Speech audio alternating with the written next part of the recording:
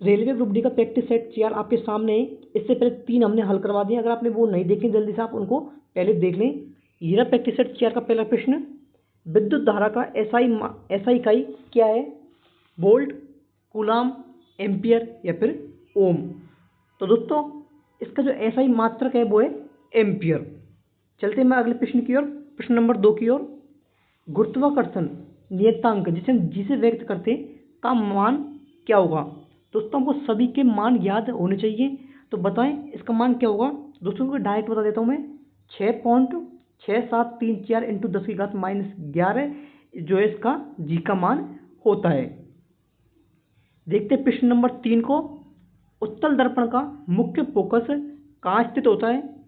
दर्पण के पीछे, मुख्य अक्ष के ऊपर, दर्पण के सामने, मुख्य अक्ष के नीचे। उत्तल जो दर्पण होता है उसमें जो मुख्य फोकस होता है, मुख्य फोकस के बारे में आपको बताना है। तो दर्पण के पीछे इसका मुख्य फोकस होता है। और अवतल दर्पण का फोकस कहाँ पर होता है, जल्दी से कमेंट करके बताओ। प्रश्न नंबर 4 है, हीरा का निरपेक्ष अपवर्तनांक कितना है? इस प्रश्न को आप मोस्ट लगा लें कि हीरा का अपवर्तनांक कितना है। 2.32, 2.42, 2.23, 2.24 है। तो हीरे का जो अपवर्तनांक है वो है 2.42। ऑप्शन 20 का करेक्ट आंसर होगा। पांचवें प्रश्न को देखते हैं। जैसे पांचवा प्रश्न तो दोस्तों न्यूमेरिकल है। देखते हैं कि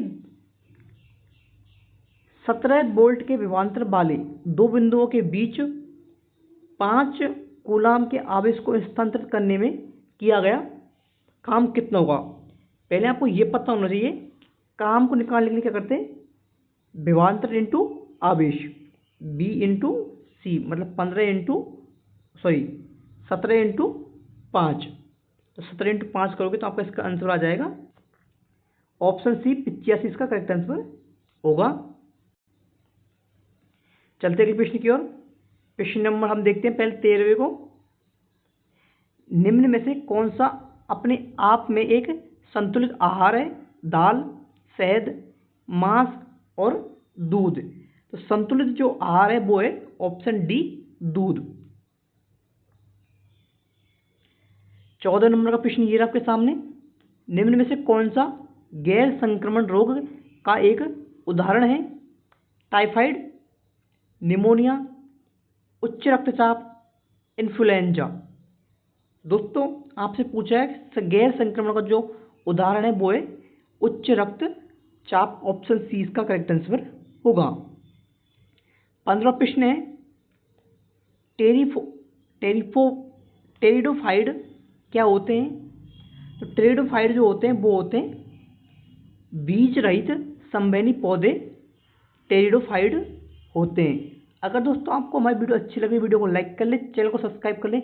हम रेलवे ग्रुप डी के एग्जाम तक आपको 101 प्रैक्टिस सेट मॉडल पेपर हल करवा देंगे, जो पूरा पेपर उन 101 में से ही आपको देखने को मिलेगा। और प्रीवियस ईयर की क्वेश्चन क्लास भी हम आपके लिए लेके आएंगे।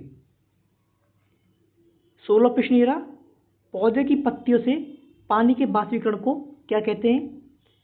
तो दोस्तों उम्मीद करता हूँ इसका आंसर तो आप सभी पता होगा कि पौधों की पत्तियों से जो पानी के बाष्पीकरण होता है उसे क्या कहते हैं? Transpiration, respiration, perspiration, evaporation. जल्दी से कमेंट करके बताएं उन्हें किन नाम से जाना जाता है। 17वां प्रश्न, निम्नलिखित में से कौन सा बहुविखंडन प्रदर्शित करता है? Yeast, hydra, plasmodium, planaria. तो दोस्तों 17वें में जो है वो ऑप्शन सी प्लाज्मोडियम इसका करेक्ट आंसर होगा। ये बहुविखंडन प्रदर्शित करता है। चलते हैं हमारे अगले प्रश्नों की ओर।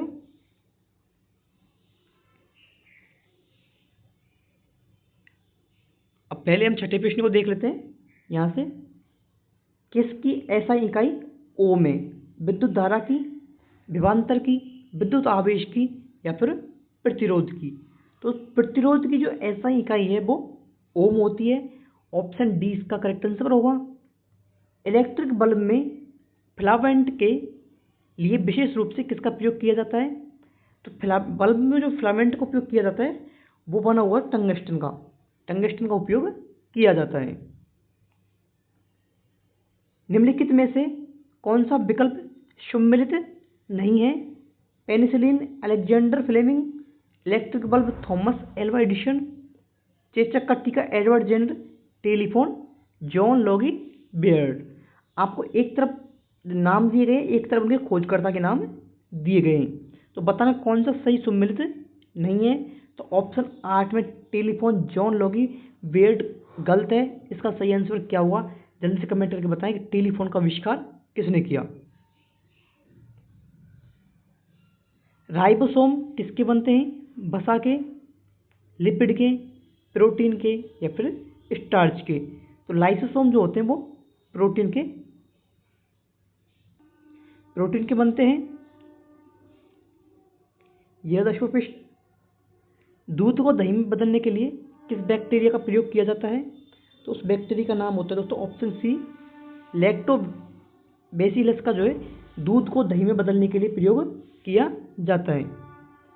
11वां प्रश्न देखते हैं, कौन सी रक्त कणिकाएं रक्त के थक्का जमने में और रक्त स्राव को रोकने में सहायक होती हैं या फिर सहायता करती हैं? श्वेत रक्त कणिकाएं, लाल रक्त कणिकाएं, प्लेटलेट्स और लाल रक्त कणिकाएं या फिर प्लेटलेट? बताएं दोस्तों, रक्त का थक्का जमने में जो है वो कौन सी कणिकाएं उपयोगी होती हैं? तो वो होती है प्लेटलेट्स। ये रक्त का थक्का जमने में हमारी मदद करती है। 18वां प्रश्न को देखते हैं, किस पौधे का वैज्ञानिक नाम सोलेनम ट्यूबरोसम है? आलू का, टमाटर का, कद्दू का या फिर प्याज का? तो दोस्तों आलू का जो वैज्ञानिक नाम है, सॉरी दोस्तों ये आलू का वैज्ञानिक नाम सोलेनम ट्यूबरोसम होता है। काफ़ी बार वैज्ञानिक नाम भी पूछ लिए जाते हैं, तो कुछ महत्वपूर्ण पौधों के वैज्ञानिक नाम आपको याद होने चाहिए। एक यौगिक नहीं है, आपको 4 ऑप्शन दिए गए जिनमें से बताना है कौन सा एक यौगिक नहीं है। तो वो होगा दोस्तों ऑप्शन ए, लेड एक प्रकार का यौगिक नहीं है। 20वां प्रश्न है, निम्न में से किस तत्व के लिए प्रतीक में 2 अक्षर शामिल होते हैं? तो 2 अक्षर शामिल होते हैं दोस्तों, वो होते हैं किसके लिए होते हैं? कार्बन के लिए, आयोडीन के लिए, फ्लोरीन के लिए। तो दोस्तों कार्बन के लिए एक ही होता है, आयोडीन के लिए भी एक होता है, फ्लोरीन के लिए भी एक होता है।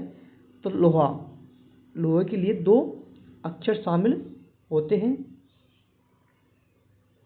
H2SO4 का आणविक द्रव्यमान है, तो दोस्तों 21वें में आएगा आपका डी, 98 यूनिट। इसको न्यूमेरिकल को मैं आपको समझाऊंगा ये कैसे आया है, थोड़ी देर इसका आप इंतजार करें। 22वां प्रश्न को देखते हैं। तब तक, एक तत्व का इलेक्ट्रिक विन्यास 2, 8, 4 है, तो तत्व का नाम क्या होगा? तो उस तत्व का नाम होगा दोस्तों सिलिकॉन। विद्युत संयोजी यौगिक में विद्युत चालन प्रदर्शित करते हैं ठोस अवस्था में, पेट्रोल में, केरोसिन, गलित अवस्था? तो दोस्तों जो करते हैं वो करते हैं गलित अवस्था में। ये आपका 24वां प्रश्न, वॉशिंग सोडा है एक उदासीन लवण, एक क्षारक, एक अम्लीय लवण, एक क्षारकीय लवण? तो दोस्तों बेकिंग सोडा जो होता है वो होता है एक क्षारकीय लवण होता है। 25वां प्रश्न होगा, उस धातु का नाम बताएं जिसे आसानी से चाकू से काटा जा सकता है? तो वो धातु होगी सोडियम को आसानी से चाकू से काटा जा सकता है। आज के प्रैक्टिस सेट के पूरे 25 प्रश्न हमने आपको हल करवा दिए। अगर आपको और वीडियो अच्छी लगी, वीडियो को लाइक करें, चैनल को सब्सक्राइब करें। 3 अगस्त से आपके एग्जाम स्टार्ट हो जाएंगे। अब आपके पास 15 दिन इस माह में, 15 दिन इस माह में और 2 से 3 दिन उस माह में, मतलब लगाए तो 18 से 19 दिन आपके पास बच रहे हैं। 18 से 19 दिन में आप जितना रिवीजन कर सको उतना रिवीजन करो, और हम पूरी कोशिश करेंगे ग्रुप डी तक हम आपको पूरे 101 मॉडल पेपर, 101 वीडियो हल करवा दें, जिसमें पिछले शिफ्ट में पूछे गए हर शिफ्ट के अलग शिफ्ट वाइज पेपर भी हम आपको हल करवाएंगे। शिफ्ट वाइज पेपर आपको चाहिए तो डिस्क्रिप्शन में आपको मैं टेलीग्राम चैनल की लिंक मिलेगी, उसको आप ज्वाइन कर लें। वहाँ पर आपको ग्रुप डी के सारे 2025 में जो पूरे शिफ्ट हुई थी सभी का पेपर आपको देखने को मिल जाएगा। धन्यवाद। राम राम, जय श्री श्याम, जय श्री कृष्णा।